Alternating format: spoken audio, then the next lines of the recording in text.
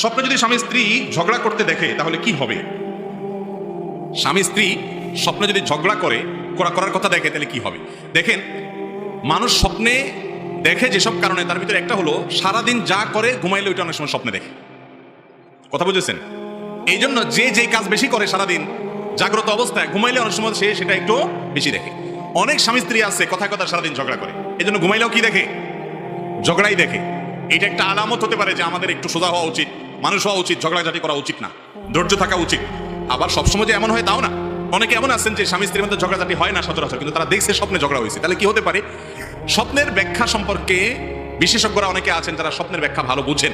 আমি স্বপ্নের ব্যাখ্যা বিশেষজ্ঞ না, তবে সাধারণত যেই স্বপ্ন দেখার পর আপনার কাছে পরিষ্কার মনে হয় যে হ্যাঁ আমি দেখেছি, যেটা দেখেছি এটা সত্য দেখেছি, মনে আছে কি দেখেছি, পুরা ঝাপসা না, পরিষ্কার, এবং স্বপ্ন দেখার পর আপনার কাছে মনে হচ্ছে এটা মিনিংফুল স্বপ্ন, এটার একটা কোনো একটা ইঙ্গিত মনে হয় আমাকে করছে, এই স্বপ্ন ইঙ্গিতবাহী, তাহলে সেই স্বপ্নকে সত্য স্বপ্ন আপনি ধরতে পারেন। যদি মনে হয় এই স্বপ্ন থেকে আমি খারাপ কোনো ইঙ্গিত পাচ্ছি, তাহলে আল্লাহর কাছে ওই স্বপ্নের ক্ষতি থেকে পানা চাইবেন, আমানতু বিল্লাহি ওয়া রাসূলি বলবেন, বাম দিকে থুতু ফেলবেন, এবং ঘুম ভেঙে গেলে উঠে সময় বলে 2 রাকাত নামাজ পড়বেন। ইনশাআল্লাহ আল্লাহ তাআলা স্বপ্নের ক্ষতি থেকে বাঁচাবেন। এবং স্বপ্নের ঝগড়াঝাটি দেখছেন, এরপর থেকে একটু অ্যালার্ট হয়ে যান।